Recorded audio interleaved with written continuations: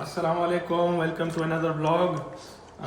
Again हम हैं यानलिंग China में और आज हम आपको लाए हैं इनके ग्रेप ऑर्चर्ड्स की तरफ। कंट्रोल्ड इन्वायरमेंट में इन्होंने ग्रेप्स ग्रो किए हुए हैं और इस हॉल में आप देख सकते हैं कि इनके बाय प्रोडक्ट्स भी यहाँ पे रखे हुए हैं। जो ये करते हैं उनकी पैकेजिंग, उनकी स्टैंडर्डाइजिंग और जो भी बाय प्रोडक्ट्स ये अपने फ्रूट से बनाते हैं, ये उनका एग्जीबिशन सेंटर है। यहाँ पे उन्होंने वो शो किया हुआ है। चलें आपको दिखाते हैं फार्म की तरफ।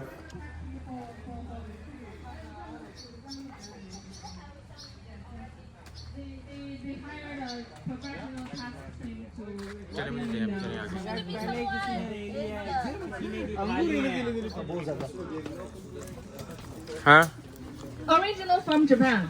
Yes, they use the drip irrigation, and the pipe. The reason why the pipe is on the ground is because they just remove the.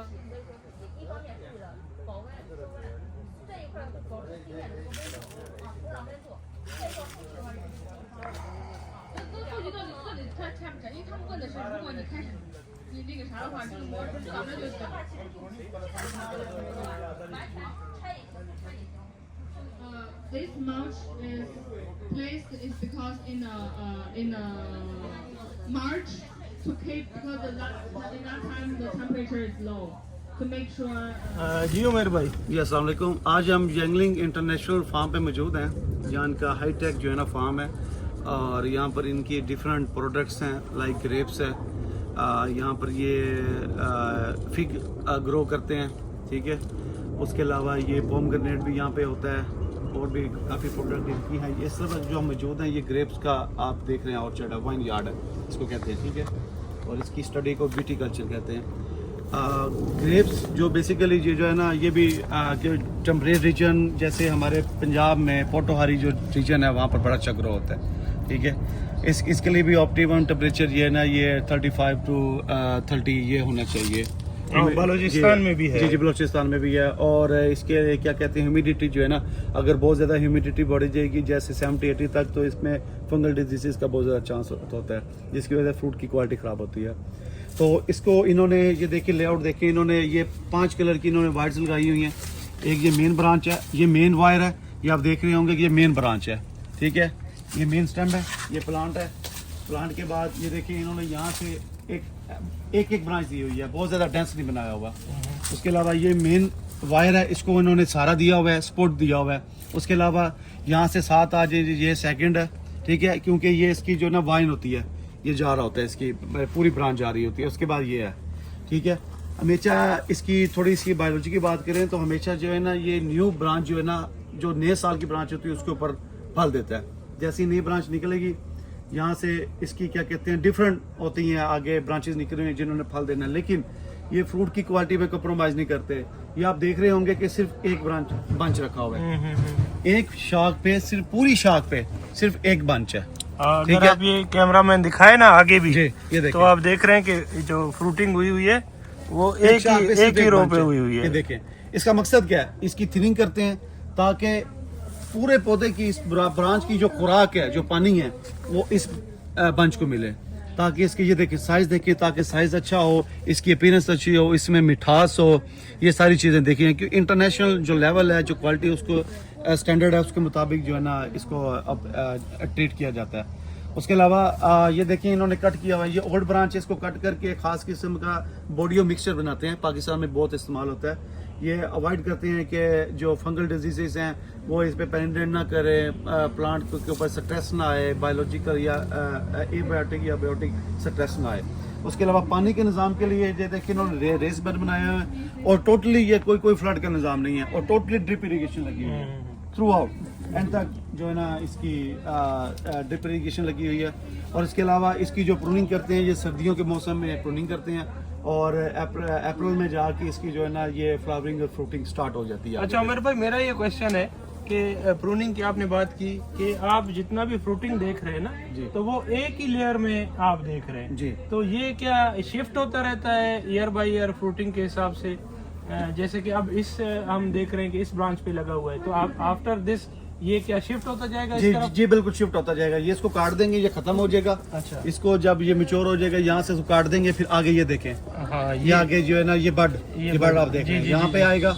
ये इसकी तैयारी शुरू हो जाएगी, फिर ऐसे ऐसे आगे चलता जाएगा जी। अच्छा। ये फिर आगे चलता जाएगा। फिर ठीक, जब ये मुकम्मल हो जाएगा इसको कट कर देंगे। यहाँ पर जो न्यू शूट निकलेगी, जो न्यू ब्रांच निकलेगी, फिर उसको ऐसे उसको तैयार करना शुरू कर देंगे। वैरायटी के हिसाब से आपको कुछ इन्फॉर्मेशन है कि ये कौन सी वैरायटी लगी हुई है ग्रेप्स की? ये सन टाइप वैरायटी है।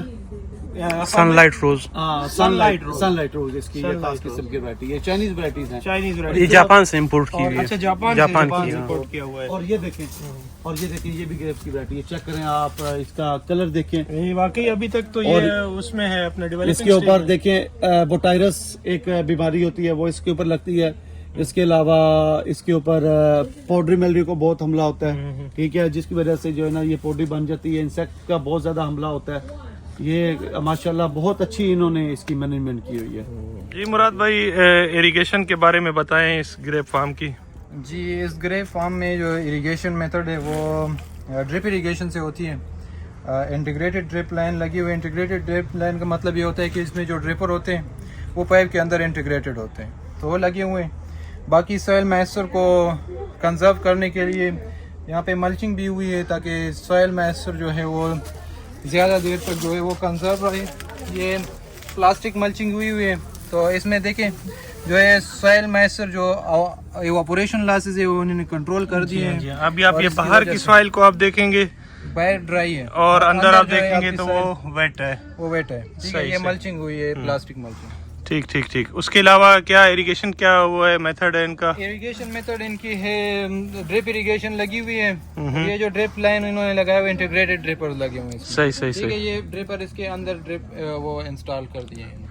अच्छा ठीक है, तो अच्छा, इसको इंटीग्रेटेड ड्रिप लाइन कहते हैं। ठीक ठीक। ये डिफरेंट कैसे है दूसरे उससे, कन्वेंशनल वो से? दूसरे जो होते हैं वो ड्रिपर पाइप के ऊपर लगते हैं। ठीक है, और ये उसमें ये होता है कि हम जो ड्रिपर की स्पेसिंग है वो अपनी मर्जी से रखते हैं, और ये फैक्ट्री से बनी हुई आती है। इसमें एक स्पेसिफिक मतलब यहाँ पे अब 1 फुट के डिस्टेंस पे ड्रिपर लगे हुए हैं। सही ठीक सही। है, इसमें हम स्पेसिंग चेंज नहीं कर सकते। अच्छा अच्छा। दूसरे जो हमारे पास होते हैं जो हम ऊपर लगाते हैं वो इंटीग्रेटेड नहीं होते, तो उसमें हम अपनी मर्जी से स्पेसिंग रखते हैं। इसमें मिस्टर भी लगे हुए हैं जो गर्मी में फिर ज़्यादा टेम्परेचर वगैरह को कंट्रोल करने के लिए, और दूसरी क्रॉप को डस्ट वगैरह की सफाई के लिए, फिर जब क्रॉप की ज़रूरत होती है तो फिर हम मिस्टर यूज़ करते हैं। वो ये लगे हुए हैं इधर माइक्रो स्प्रिंकलर। सही सही। तो इसको फिर ऑपरेट करते हैं जब ज़रूरत के टाइम में। ठीक है, तो इसमें एक तो ह्यूमिडिटी कंट्रोल होती है और टेम्परेचर भी कंट्रोल हो जाता है। ये मैं देख रहा हूँ कि सारे उसमें लगे हुए हैं ऊपर से। जी जी, ठीक तो ठीक ठीक ठीक। ड्रिप इरिगेशन भी लगा हुआ है और ये भी लगा हुआ है। Micro micro sprinkler. स्प्रिंकलर्स भी लगे हुए सही, हैं। कुछ सही। माइक्रो स्प्रिंकलर्स है और कुछ मिस्टर्स है। ठीक है, ठीक, तो ठीक। जब पानी की जरूरत ज्यादा हो तो फिर माइक्रो स्प्रिंकलर चलाते हैं, और जब वो सिर्फ ह्यूमिडिटी कंट्रोल के लिए तो फिर मिस्टर चलाते हैं। मिस्टर्स हैं, ये सही। मिस्टर साथ में ये दिखा। ठीक ठीक ठीक ठीक।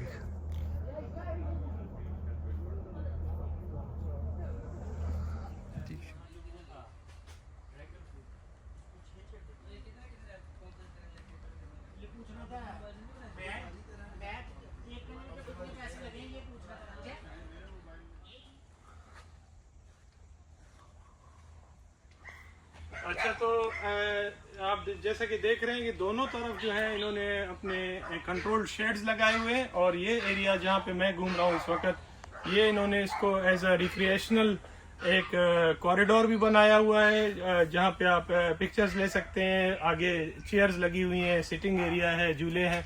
तो वो एक रिक्रिएशनल साइट बनाने के लिए इसको एक खूबसूरत मंजर दिया हुआ है। ऊपर मेरे मुख्तलिफ ग्रेप की वैरायटीज़ हैं जिसका शेड जो है ना इसको वो कर रहा है, कवर कर रहा है। और साथ साथ में आप देख रहे हैं कि खूबसूरत कॉरिडोर टाइप बनाया हुआ है, ताकि लोग जो है ना वो इसको इंजॉय कर सकें, पिक्चर्स ले सकें। एक मॉडर्न उसका आपको एक टच दिया हुआ है कि अगर आपने एग्रीकल्चरल प्रैक्टिसेस के साथ साथ उसको एग्रो टूरिज्म का भी रंग देना है, तो ये काफ़ी अच्छा मॉडल आप उसका एक नमूना देख सकते हैं कि जहाँ पर आप अपने फैमिलीज़ के साथ विज़िट करते हुए इस कॉरिडोर का विज़िट कर सकते हैं। यहाँ पे आप अपना टाइम स्पेंड कर सकते हैं, प्लस में अगर जब फ्रूटिंग मंथ्स हो तो आप यहाँ पे फ्रूट पिक करके खा भी सकते हैं, एंजॉय भी कर सकते हैं। तो आई थिंक ये बहुत ही अच्छा आइडिया है, काफ़ी खूबसूरत। उसके साथ साथ आपको जो है ना इसकी इन्वायरमेंटल वैल्यूएशन आपकी फील्ड की ज़्यादा हो जाती है, आप उसमें से भी अर्न कर सकते हैं। प्लस में एग्रो टूरिज्म का फैक्टर आ जाता है। साथ में अगर आप इसके कुछ रेजिडेंशियल एरियाज बनाते हैं, रिहायशी एरियाज बनाते हैं, तो काफ़ी ज़बरदस्त जो है ना वो आपकी अर्निंग हो सकती है। इसके साथ साथ प्लस में दूसरा फैक्टर ये है कि ये आपको हेल्प आउट करता है आपके जो प्रोडक्ट है उसकी वैल्यूएशन के लिए।